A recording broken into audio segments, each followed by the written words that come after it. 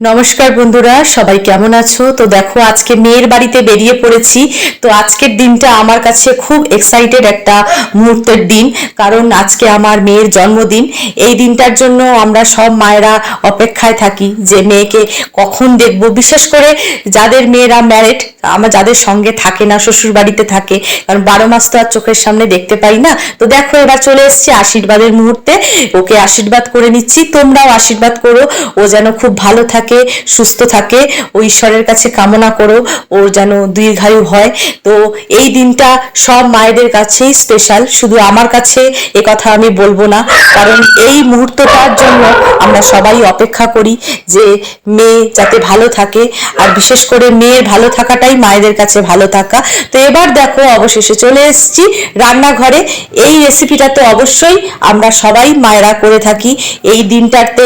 এটা মায়েদের একটা বড় একটা একটা চাহিদার জায়গা বলো, শখের জায়গা বলো, স্বপ্নের জায়গা বলো, যে সন্তানকে পায়েস করে নিজে হাতে খাওয়াবো, বিশেষ করে আমাদের বাঙালি ঘরে। আর কারা কারা আমার মতো এরকম পায়েস করে সন্তানের মুখে দিতে ভালোবাসো, বা এই মুহূর্তটা উপভোগ করতে ভালোবাসো, বা কারা কারা এই রিচুয়ালটা পালন করো, অবশ্যই কিভাবে করো আমাকে কমেন্ট সেকশনে কিন্তু তোমরা জানাতে ভুলবে না। তো দেখো, এবার রান্নাঘরে এই রান্নার মুহূর্তে চলে যাচ্ছি। তো বাদামগুলো এবারে ভেজে নিয়েছি। এবার ধীরে ধীরে যেইভাবে রান্না পায়েস হয় আমরা সবাই করি। তো দেখো, এই যে আমরা রান্না করি, বা এই যে মেয়েকে আশীর্বাদ করি, বা এই জন্মদিনের মুহূর্তটা যে শেয়ার করি, বা এটা কিন্তু আমি বলবো যেমনই হোক, ছোট হোক বড় হোক, যেমনই হোক, এটা কিন্তু শখের জায়গা বলো, স্বপ্নের জায়গা বলো, সেই জায়গা থেকে দেখলে এটা কিন্তু একটা আলাদা অনুভূতির জায়গা। তো আশা করি তোমাদেরও সেটাই একই, কারণ মায়ের ভালোবাসা তার কোনো বিকল্প হয় না, সেটা চিরকালই এক, সকলের ক্ষেত্রেই এক। তো দেখো, কথা বলতে বলতে আমার দুধ ফুটে এসছে। তো এবারে আমি দিয়ে দিলাম একটু ভালো ফ্লেভারের জন্য লাস্টে ডাস্ট দুধ। তো এটা আমি দিয়ে থাকি। তো যেহেতু এখন সিজন, গরমের সিজন, সেই জন্যই আজকে বাতাসা দিয়েই এই পায়েসটা করলাম। যখনের সিজন যেরকম সেরকম করি।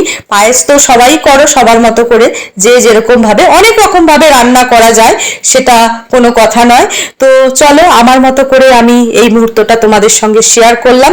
তো সারাদিন মেয়ে, জামাই, নাতি সবার সাথে কাটানোর পর এবার যার যার গন্তব্যস্থলে তাকে তাকে তো ফিরে যেতেই হবে, এটাই নিয়ম। মেয়েরা বিয়ে হয়ে যাওয়ার পর তারা আর তো মায়ের কাছে থাকতে পারে না, চাইলেও সম্ভব হয় না, সংসারে সবাইকেই ফিরে যেতে হয়। তো আমিও ফিরে যাচ্ছি, মনটা একটু খারাপ লাগছে, সারাটা দিন সকলের সঙ্গে কাটালাম। তো এবারে ওরা বোধহয় রাত্রিরে যতদূর বললো বাইরে সেলিব্রেশন করবে, তো আমি আর ফিরেই এলাম। সকলে ভালো থেকো।